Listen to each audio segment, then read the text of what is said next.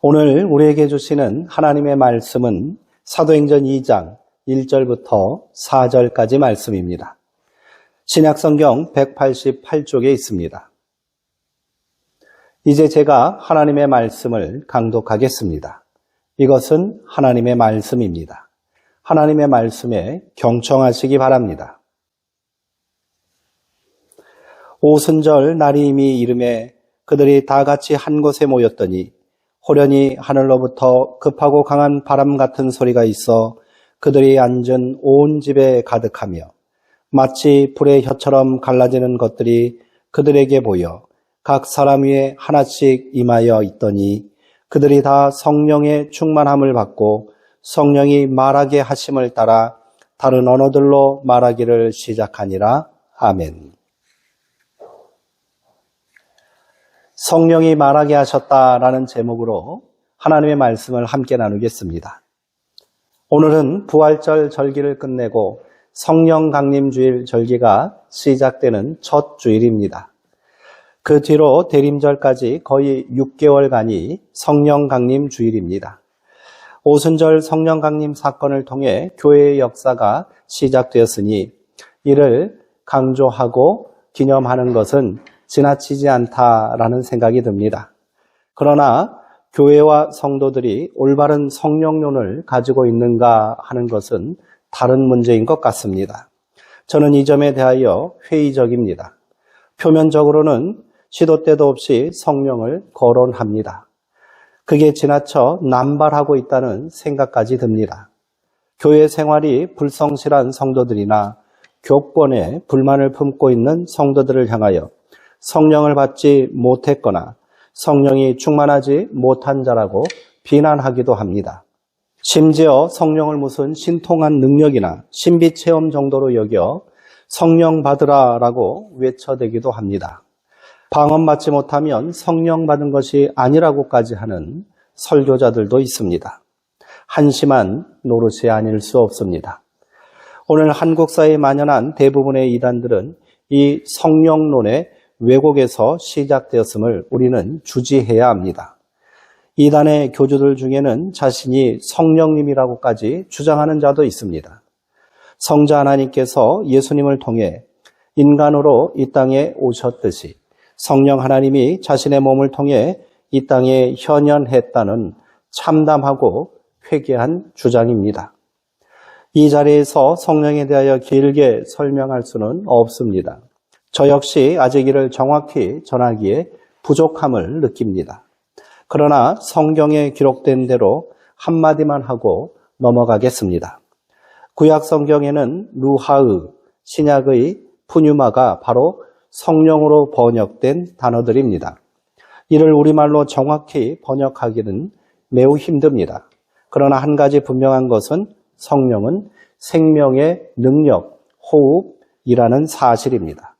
이를 더 쉽게 말하자면 성령이란 살리는 능력의 영이다라고 말할 수 있겠습니다.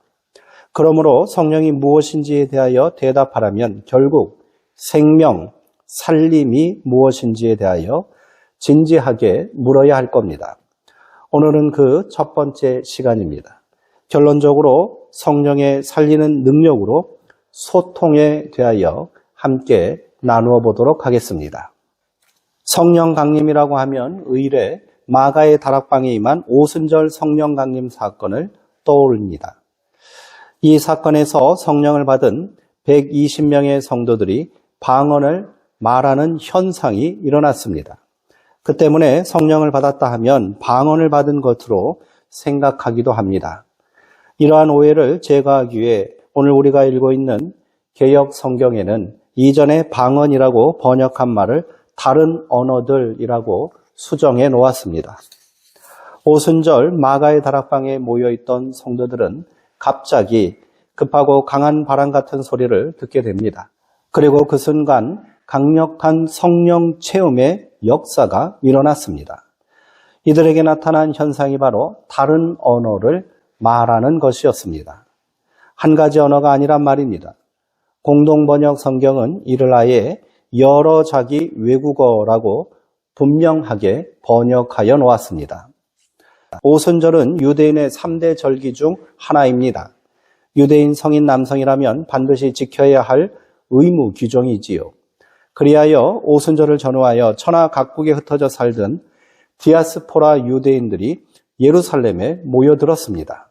이들이 고국을 떠나 외국에 정착하여 살게 된 연유는 바벨론 포로기까지 거슬러 올라갑니다. 남유다가 바벨론에게 멸망당한 때가 기원전 587년이니 어림잡아 400년 넘게 타국에서 살았던 포로들의 후예가 바로 디아스포라 유대인들이었던 것입니다. 이들은 오랜 세월 동안 고국을 등지고 이국 땅에서 살았기에 모국어를 다 잃어버렸습니다.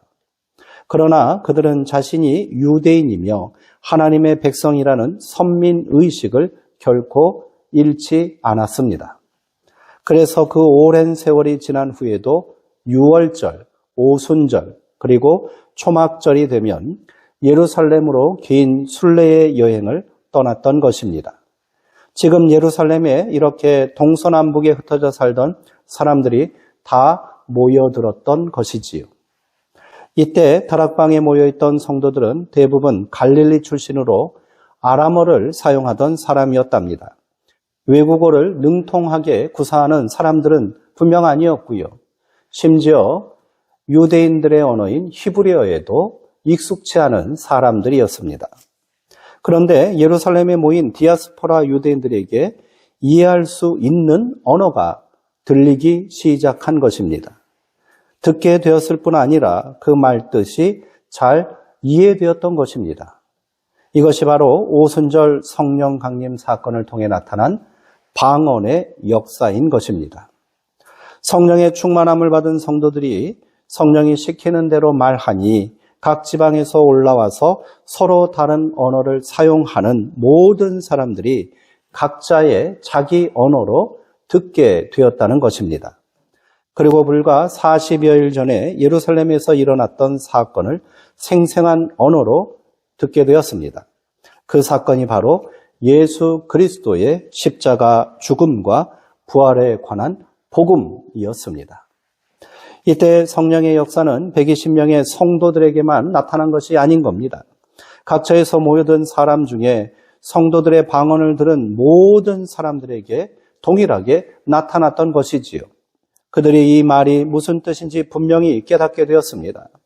그 결과 베드로의 설교를 통해 엄청난 회개의 역사가 일어났고요. 당일 세례를 받고 그리스도인 된 디아스포라 유대인들의 숫자가 3,000이 넘었다고 사도행전은 기록하고 있습니다. 이를 계기로 예루살렘에 교회가 세워진 것입니다. 우리가 잘 알고 있는 스데반, 빌립을 비롯한 7 집사가 바로 이때 그리스도인이 된 디아스포라 유대인들이었던 것입니다. 여기서 분명히 깨달아야 할 중요한 말씀의 핵심은 오순절 성령 강림 사건을 통해 언어가 다른 사람들이 서로의 말을 잘 알아듣게 되는 소통의 역사가 열리게 되었다는 사실입니다. 말을 서로 알아듣지 못하는 사람들 사이에 성령이 임하시니 드디어 막혔던 불통의 관계가 극복되고 상호 이해하는 소통의 관계가 비로소 성립되기에 이른 것이지요. 사도행전의 성령 강림 사건은 바로 막혔던 담을 허물어 버리시는 화해자 그리스도의 영이 임하신 사건이었던 것입니다. 이 소통의 역사는 먼저 120명의 성도에게 일어난 겁니다. 이들은 성령 충만함을 통해 하나님과의 불통의 역사를 끝내고 비로소 사람과 소통하는 생명의 역사를 체험하게 됩니다. 그리고 이 놀라운 생명의 기운이 3,000명의 사람들을 예수의 이름으로 하나 되게 만든 것입니다. 그렇다면 인간은 어떻게 불통의 역사를 살게 된 것일까요? 사도행전의 성령 강림 사건은 창세기에 나오는 바벨탑 이야기의 반전이라고 할 수 있습니다. 창세기 11장에 나오는 바벨탑 사건은 불통의 전형적인 사건입니다. 오순절의 성령이 하나님과 사람과 사람 사이에 막혔던 불통의 담을 헐고 소통의 새 역사를 열었다면 바벨탑 사건은 하나님과 사람, 사람과 사람 사이를 가로막는 불통의 성벽을 드높이 쌓아 올리려다가 하나님께 심판받은 사람들의 이야기입니다. 창세기 11장은 온 땅의 언어가 하나요 말도 하나였더라라는 구절로 시작됩니다. 언어가 하나였으니 사람들 사이에 소통이 잘 되고 있었습니다. 소통이 원활한 사람들은 자신들의 이름을 드높이고 흩어짐을 면하기 위해 성읍과 탑을 쌓기 시작했습니다. 그러나 하나님께서는 이들의 소통을 산산이 깨트려 서로 불통하게 만드셨습니다. 언어가 혼잡하게 되자 바벨탑 공사는 중단되고 사람들은 흩어질 수밖에 없었습니다. 이들의 소통에 무슨 문제가 있었기에 하나님께서는 언어를 혼잡하게 하셔서 이들을 불통하게 만드신 것일까요? 바벨탑의 불통의 기운은 가인까지 거슬러 올라갈 수 있겠습니다. 창세기 4장 17절에는 동생 아벨을 죽이고 에덴의 동쪽으로 달아난 가인이 아들을 낳고 그 아들의 이름을 따서 에녹성을 쌓았다는 기록이 나옵니다. 그러니까 가인은 인류 최초로 성을 건설한 사람이라 할 수 있습니다. 그렇다면 가인은 왜 성을 쌓을 수밖에 없었을까요? 하나님께서는 비록 동생을 죽인 살인자였지만 끝까지 가인을 보호해 주시겠다고 약속해 주셨습니다. 그러나 가인은 하나님과의 마지막 소통의 기회마저 거절했습니다. 그래서 자신을 지키고 보호할 든든한 무언가가 필요했던 것입니다. 그가 선택한 방법이 바로 성을 쌓는 것이었습니다. 성벽을 쌓아 올리는 이유는 외부의 적들로부터 자신을 방어하고 보호하기 위함입니다. 방어가 필요하다는 말은 누군가와 적대 관계를 맺고 있다는 것을 전제로 합니다.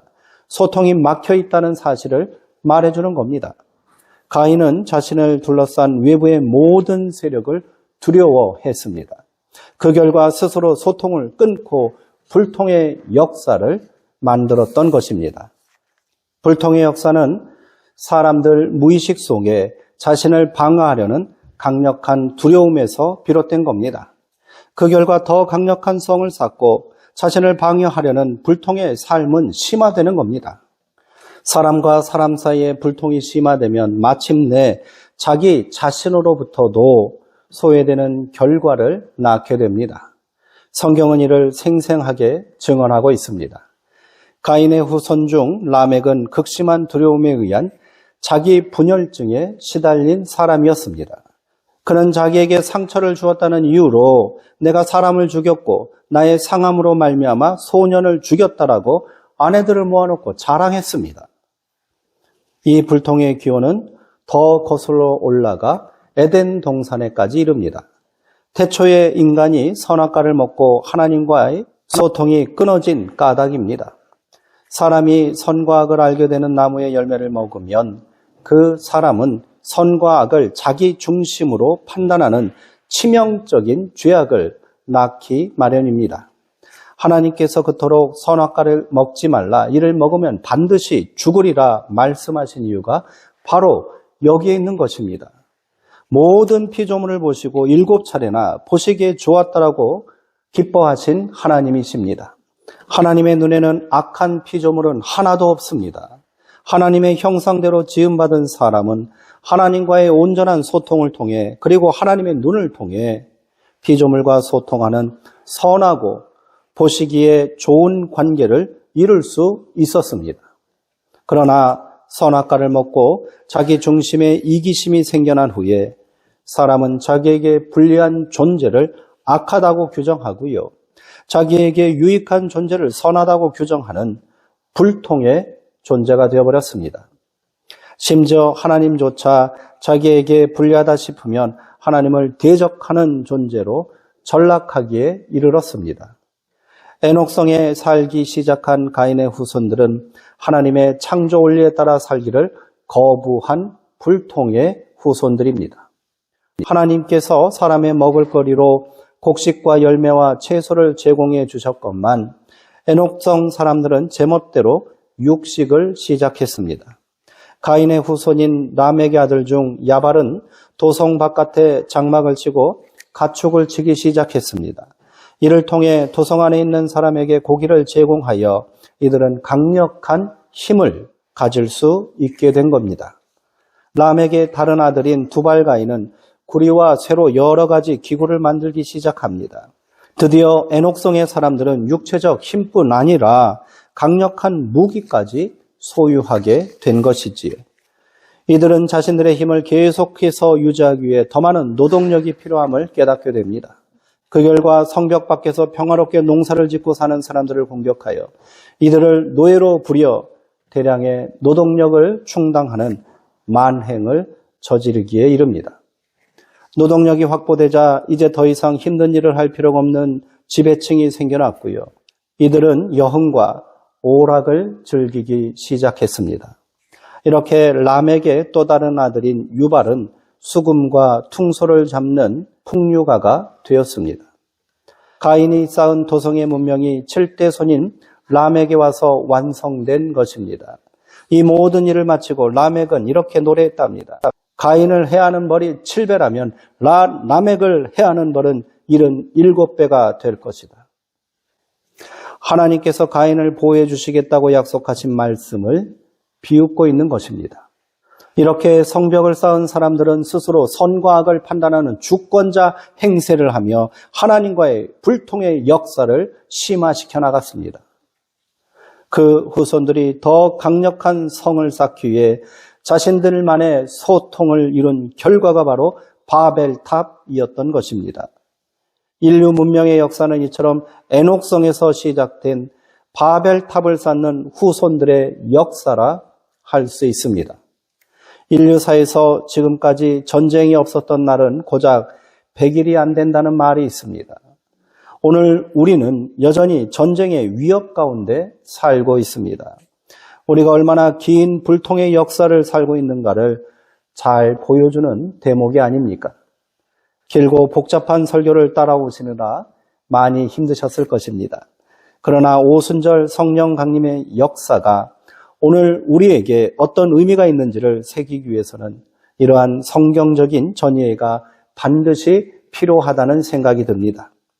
오순절 성령 강림의 역사를 통해 하나님께서 비로소 인류 역사 속에서 그토록 오랫동안 지속되어 온 불통의 역사를 끊어주셨습니다.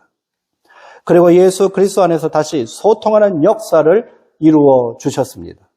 성령의 역사는 이처럼 강력한 인류사의 대전환점이었습니다.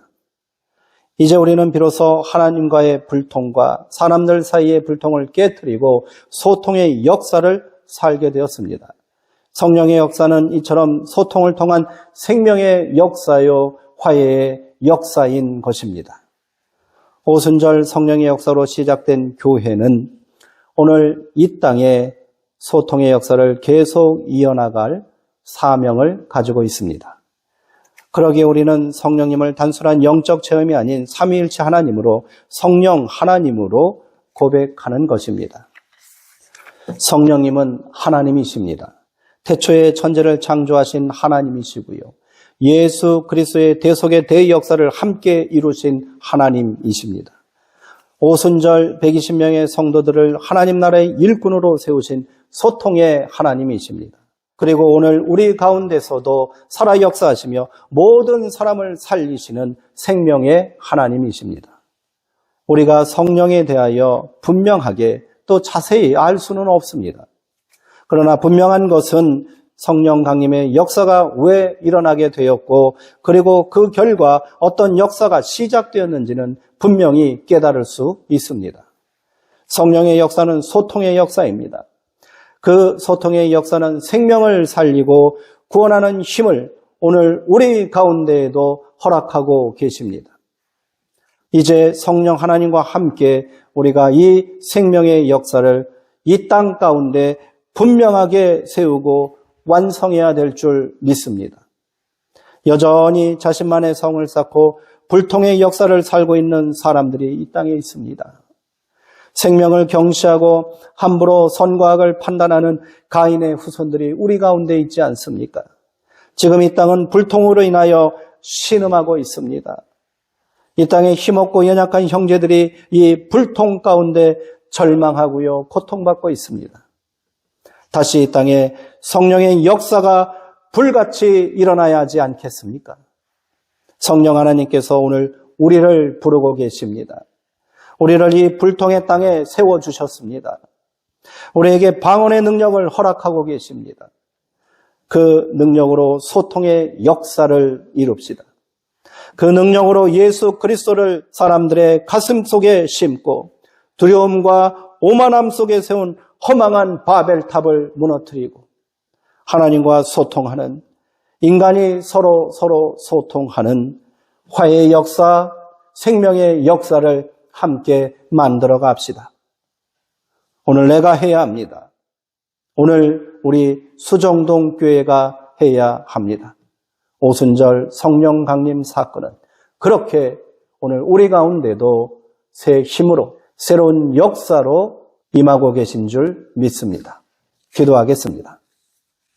생명의 하나님, 소통의 하나님, 우리 가운데 하나님의 영인 성령을 보내주시고 충만한 은사 가운데 거하게 하시니 감사합니다. 오순절 성령 강림의 사건이 불통의 인류의 역사를 끊어내고 소통의 새 역사의 시작이 되었던 것처럼 그렇게 성령의 사람들이 세상 가운데 바벨탑을 허물고 증오와 대결의 불통의 역사를 끝내고 생명을 살리고 화해하고 하나 되는 놀라운 소통의 역사를 이루게 하옵소서. 전에 원수됐던 우리를 하나님과 다시 화해하게 하시고 사람들 가운데 온전한 연합을 이루게 하신 예수 그리스도의 이름으로 기도하옵나이다. 아멘.